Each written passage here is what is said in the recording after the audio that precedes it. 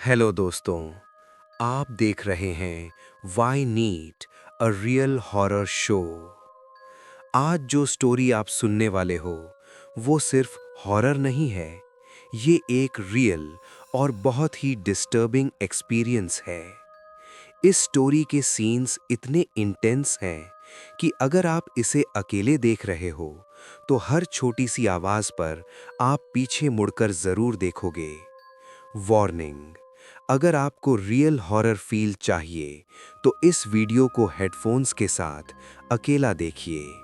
और हाँ, जो लोग लास्ट तक बने रहेंगे उनके लिए गारंटी है, अगली स्टोरी का वेट खुद को रोक नहीं पाओगे। आज की स्टोरी मैं सुनाऊंगा रवि के पर्सपेक्टिव से, तो वीडियो को लाइक कर दो और कमेंट में बस एक छोटा सा वर्ड लिख दो। और अब चलिए स्टोरी स्टार्ट करते हैं। ये बात है जुलाई 2021 की। कोरोना की दूसरी लहर अभी अभी खत्म हुई थी।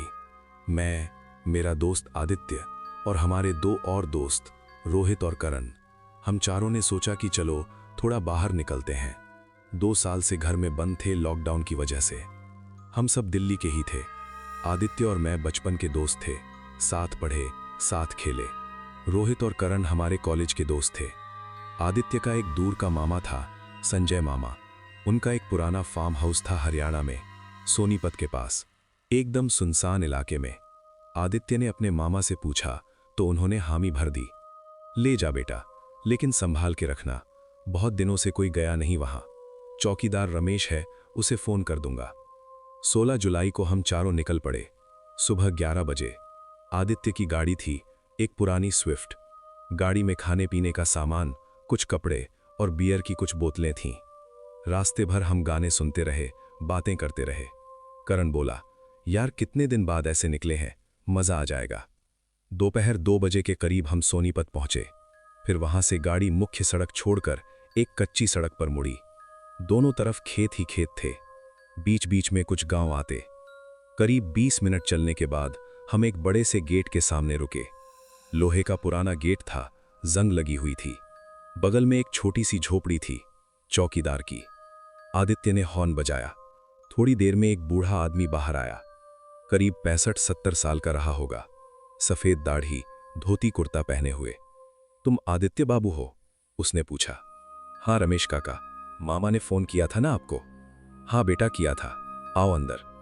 रमेश ने गेट खोला। अंदर का नजारा, वाकई में वो जगह बहुत दिनों से वीरान लगती थी। बड़ा सा लॉन था, लेकिन घास बहुत बढ़ी हुई थी। 2-3 पेड़ थे, बरगद और नीम के, और सामने एक 2 मंजिला फार्म हाउस था, पुराना लेकिन मजबूत दिखता था। हम गाड़ी से उतरे। जैसे ही मैंने बाहर कदम रखा, मुझे एक अजीब सी फीलिंग आई, जैसे यहां कुछ गलत है। हवा में एक अजीब सी बू थी, सड़न जैसी। यार यहां तो बहुत क्रीपी लग रहा है, रोहित ने कहा। अरे यार पुरानी जगह है, इसलिए ऐसा लग रहा है। अंदर चलो, साफ सुथरा होगा, आदित्य ने कहा। रमेश हमें अंदर ले गया। फार्म हाउस के अंदर हालत और भी खराब थी। पुराने फर्नीचर पर धूल की मोटी परत जमी हुई थी। दीवारों पर नमी के धब्बे थे। कुछ जगहों पर पेंट उखड़ गया था।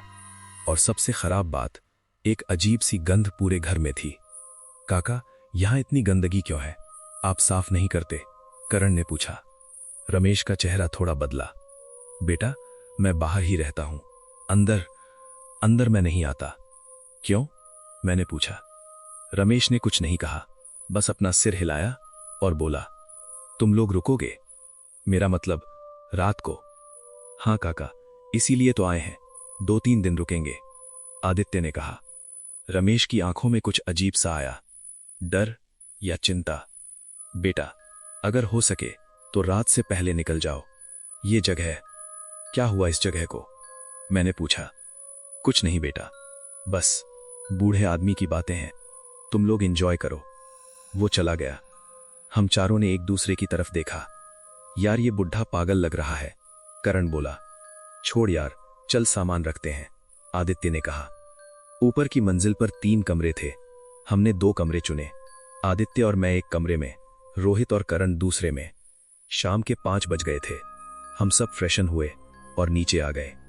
रसोई में कुछ बेसिक चीजें थीं, गैस, बर्तन वगैरह। हमने अपना सामान निकाला और खाना बनाने की तैयारी शुरू की। रात के 8 बज गए। हमने खाना खाया, थोड़ी बियर पी और बातें करने लगे। तभी अचानक बिजली चली गई। पूरा घर अंधकार में डूब गया। अरे यार, करण चिल्लाया। मैंने अपने फोन की टॉर्च ऑन की, बाकियों ने भी किया।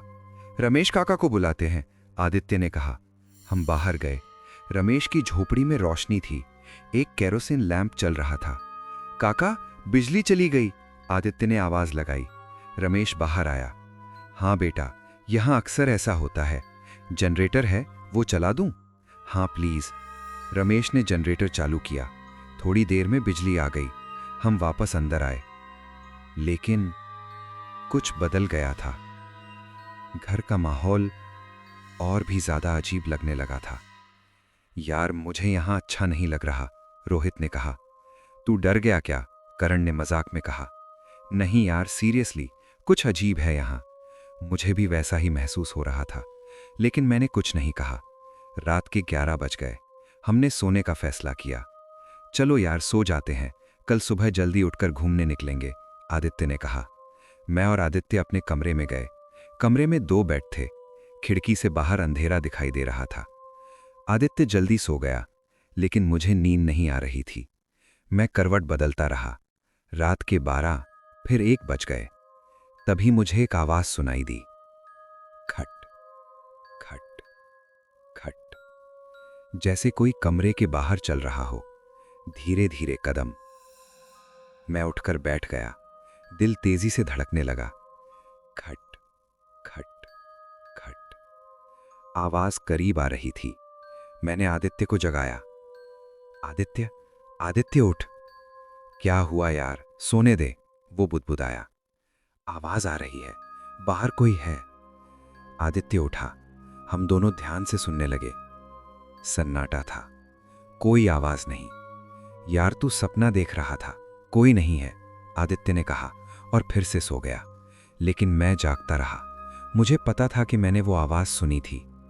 करीब 2 बजे मुझे फिर से वो आवाज सुनाई दी, लेकिन इस बार ये सिर्फ कदमों की आवाज नहीं थी, किसी के रोने की आवाज थी। एक औरत धीरे धीरे रो रही थी। मेरे रोंगटे खड़े हो गए। मैं धीरे से बिस्तर से उतरा, दरवाजे के पास गया, कान लगाकर सुनने लगा। रोने की आवाज बिल्कुल साफ आ रही थी। मैंने हिम्मत करके दरवाजा खोला। बाहर का गलियारा अंधेरा था, सिर्फ दूर जनरेटर की हल्की आवाज आ रही थी। और वो रोने की आवाज वो नीचे से आ रही थी। मैं धीरे धीरे सीढ़ियों की तरफ बढ़ा। मेरे हाथ में फोन था, टॉर्च ऑन थी। जैसे जैसे मैं नीचे की तरफ बढ़ा, वो आवाज और साफ होती गई। कोई औरत बुरी तरह से रो रही थी। मैं नीचे पहुंचा। आवाज रसोई से आ रही थी। मेरे हाथ पैर कांप रहे थे, लेकिन मैं आगे बढ़ा। रसोई के दरवाजे के पास पहुंचा। आवाज अब बिल्कुल पास थी। मैंने अंदर झांका और जो मैंने देखा, रसोई में एक औरत बैठी थी। पीठ मेरी तरफ थी, सफेद साड़ी पहने हुए, बाल खुले थे। वो हिल रही थी आगे पीछे और रो रही थी। मेरा दिल रुकने लगा। कौन है? मैंने कांपती आवाज में पूछा। वो औरत रुक गई, रोना बंद हो गया। फिर धीरे धीरे, बहुत धीरे धीरे उसका सिर घूमने लगा मेरी तरफ। मैं भागना चाहता था, लेकिन मेरे पैर जम गए थे। उसका सिर पूरे 180 डिग्री घूम गया, बिना शरीर घुमाए। और जो चेहरा मैंने देखा, वो इंसान नहीं था। चेहरा पूरी तरह से जल गया था, काला, त्वचा उखड़ी हुई, आंखें सफेद थीं, कोई पुतली नहीं। और वो मुस्कुरा रही थी। मैं चीखा, जोर से चीखा और भागा सीढ़ियों की तरफ। पीछे से वो औरत भी चली आ रही थी, लेकिन वो चल नहीं रही थी, वो तैर रही थी हवा में, तेजी से। आदित्य, रोहित, करण, मैं चीखता रहा। ऊपर पहुंचकर मैंने अपने कमरे का दरवाजा खोला। आदित्य उठ गया था चीख सुनकर। क्या हुआ, तू ठीक है? मैं हाँफ रहा था, बोल नहीं पा रहा था। तभी रोहित और करण भी आ गए। यार क्या हो रहा है, तू क्यों चीख रहा था? मैंने उन्हें बताया, सब कुछ बताया। करण हंसने लगा। यार तू सपना देख रहा था या फिर बियर ज्यादा हो गई? नहीं, मैंने साफ साफ देखा। वो औरत, वो। ठीक है, काम डाउन, आदित्य ने कहा। चल नीचे चलते हैं, देखते हैं। हम चारों नीचे गए, रसोई में गए। वहां कोई नहीं था। देख, कोई नहीं है, करण ने कहा। लेकिन वो यही थी। हम वापस ऊपर आए, लेकिन अब किसी को नींद नहीं आ रही थी। हम सब एक ही कमरे में इकट्ठे हो गए, बातें करने लगे। यार, रमेश काका ने कहा था ना कि रात को रुकना नहीं चाहिए, रोहित ने कहा। अरे वो बुड्ढे की बकवास थी, करण बोला। नहीं यार, कुछ तो है इस जगह में, मैंने कहा। तभी अचानक बत्ती चली गई। पूरा घर फिर से अंधेरे में डूब गया। शिट, जनरेटर बंद हो गई, आदित्य ने कहा। हम सब ने अपने फ़ोन की टॉर्च ऑन की। चलो बाहर चलते हैं, रमेश काका को बुलाते हैं, मैंने कहा। हम चारों बाहर की तरफ बढ़े, सीढ़ियों से नीचे उतरे। लेकिन जैसे ही हम नीचे पहुंचे, सामने वाले दरवाजे पर वो औरत खड़ी थी। वही जली हुई औरत, सफ़ेद साड़ी में, हमें घूर रही थी। हम चारों जम गए। भाग यार, करण चीखा।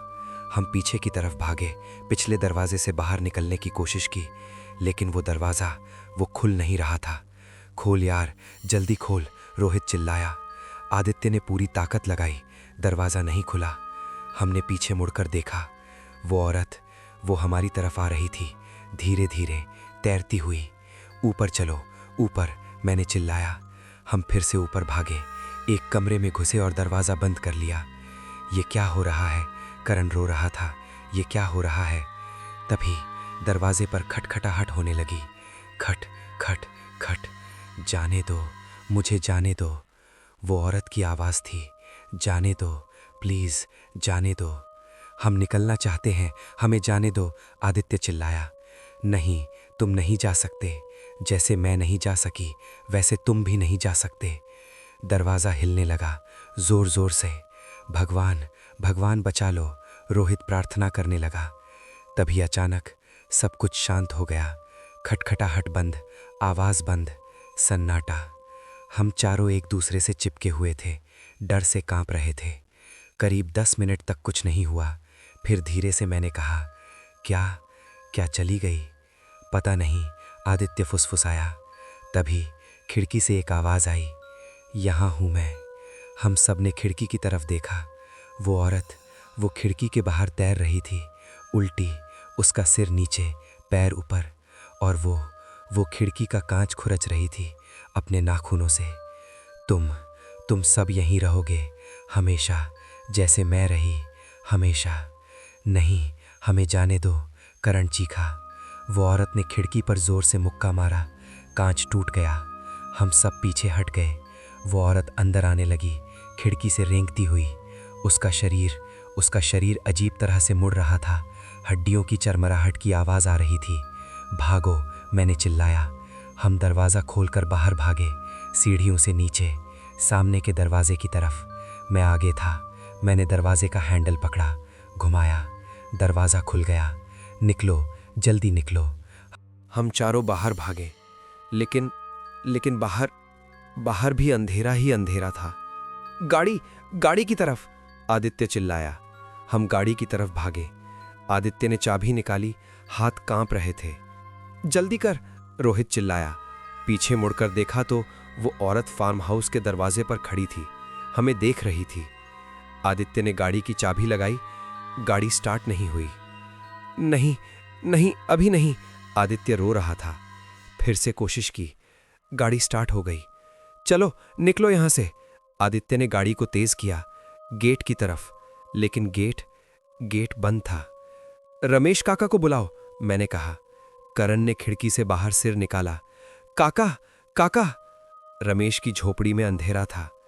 गेट तोड़ दे, रोहित चिल्लाया। क्या पागल हो गए हो? आदित्य ने कहा। भाई गेट तोड़, वरना हम मर जाएंगे। आदित्य ने गाड़ी को रिवर्स किया, फिर पूरी स्पीड से गेट की तरफ दौड़ाया। क्रैश! गाड़ी गेट से टकराई, गेट टूट गया, गाड़ी बाहर निकल गई। नहीं रुकना, भागो यहां से, मैं चिल्लाया। आदित्य ने पूरी स्पीड से गाड़ी चलाई। हम पीछे मुड़कर देख रहे थे। वो औरत वो फार्म हाउस के गेट पर खड़ी थी, हमें देख रही थी। फिर धीरे धीरे वो गायब हो गई। हम लगातार भागते रहे, मुख्य सड़क पर पहुंचे, फिर भी नहीं रुके। सुबह के 5 बज रहे थे जब हम दिल्ली पहुंचे। हमने एक ढाबे पर गाड़ी रोकी, बाहर निकले। हम चारों की हालत देखने लायक थी। चेहरे सफ़ेद पड़े हुए, कपड़े फटे हुए, हाथ पैर कांप रहे थे। क्या क्या हो गया था वहां? करण ने पूछा। कोई जवाब नहीं था हमारे पास। अगले दिन आदित्य ने अपने मामा को फोन किया। मामा, उस फार्म हाउस में क्या हुआ था? क्यों बेटा, क्या हो गया? मामा प्लीज सच बताइए। लंबे सन्नाटे के बाद उसके मामा बोले। 10 साल पहले उस फार्म हाउस में एक औरत रहती थी, मेरे एक दोस्त की पत्नी। उसका नाम प्रीति था। क्या हुआ था उसे? एक दिन फार्म हाउस में आग लग गई, पूरा घर जल गया। प्रीति अंदर फंस गई, उसे बचाया नहीं जा सका, वो जिंदा जल गई। आदित्य के हाथ से फोन छूट गया और उसके बाद मैंने पूछा। मामा की आवाज कांप रही थी। उसके बाद उस फार्म हाउस में कोई नहीं रहा। जो भी वहां रात बिताने की कोशिश करता, उसे प्रीति दिखती। कुछ लोग पागल हो गए, कुछ वापस नहीं आए। तो आपने हमें क्यों भेजा वहां? मैंने सोचा था कि शायद अब सब ठीक हो गया होगा। मैंने गलती की, मुझे माफ कर दो। उस दिन के बाद हम चारों कभी उस बारे में बात नहीं करते। रोहित को थेरेपी लेनी पड़ी।